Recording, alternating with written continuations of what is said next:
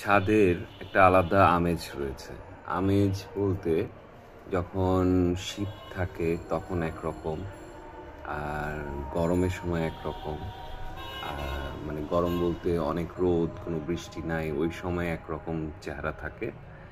আর এখন এই যে ইদানিং বৃষ্টি হচ্ছে, ছাদের রূপ যৌবন একদম বের হয়ে এসেছে। এত সুন্দরভাবে সব কিছু ধুয়ে মুছে একদম হালকা পানি পানি, তারপর গাছ, জঙ্গল জঙ্গল একটা ফ্লেভার এই ছাদের মধ্যে চলে এসেছে এখন।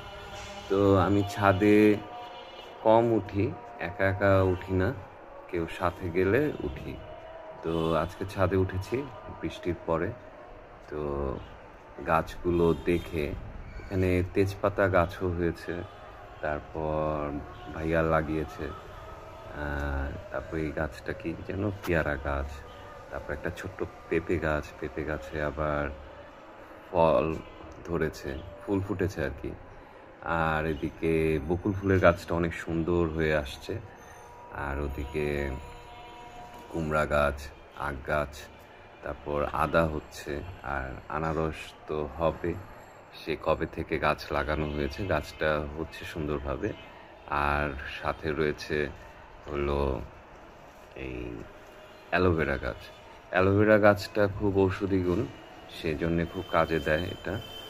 আর আমার পছন্দ হচ্ছে লেবু গাছ। তো লেবু গাছ তো হচ্ছেই, সাথে ইদানিং হচ্ছে পুদিনা পাতার গাছ লাগানো হয়েছে। তো পুদিনা পাতা আমি টক দই, পুদিনা পাতা, গোলমরিচ আর জিরার গুঁড়া, এগুলা কী দিয়ে হচ্ছে একটা শরবত বানিয়ে দেয় আমাকে। তো সেই শরবতটা খেতে এত ভালো লাগে। এই ছাদটা যেরকম নরম ঠান্ডা হয়ে রয়েছে, ঠিক সেরকম ওই টক দইয়ের মিক্সটা খাওয়ার পরে শরীর সেরকম ঠান্ডা হয়ে যায়। তো পুদিনা পাতা যেহেতু ছাদে প্রচুর হয়েছে, তো আমার প্রতিদিন অল্প একটু করে পুদিনা পাতা ছাদ থেকে নিয়ে আসলেই হয়ে যায়। তো এই ছাদে এমন কিছু গাছ লাগানো উচিত, হার্ব জাতীয়, যেগুলো হার্ব বলতে পুদিনা পাতা, ধনিয়া পাতা, তারপর আরও কিছু গাছ রয়েছে, রোজমেরি, তারপর ওদিকে হচ্ছে এই লেটুস পাতা। এগুলো এগুলো হার্ব জাতীয় ইগুলো, যেমন তেজপাতা লাগানো হয়েছে, এগুলো অল্পতেই হয় এবং এটা গাছে হতেই থাকবে আর প্রতিদিনের চাহিদা মিটতে থাকবে। এখন আমাদের ছাদে একটা দরকার হচ্ছে এই, আমাদের ছাদে দরকার আসলে একটা মাছ চাষের জায়গা তৈরি করা। তো টাঙ্কি পাওয়া যায়, টাঙ্কি প্লাস্টিকের, ওগুলাতে করা যেতে পারে, কিন্তু সেটা অনেক হয়ে যাবে, খরচ টরচ বাড়বে এবং এটা যত্ন নিতে হবে অনেক।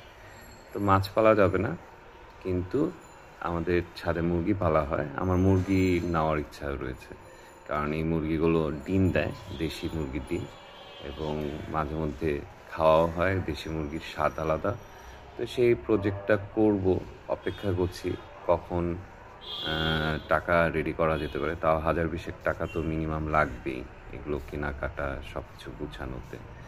আর ফেসবুকে দেখলাম যে আঙ্গুর গাছে আঙ্গুর হচ্ছে, আপেল গাছে আপেল হচ্ছে বাংলাদেশে।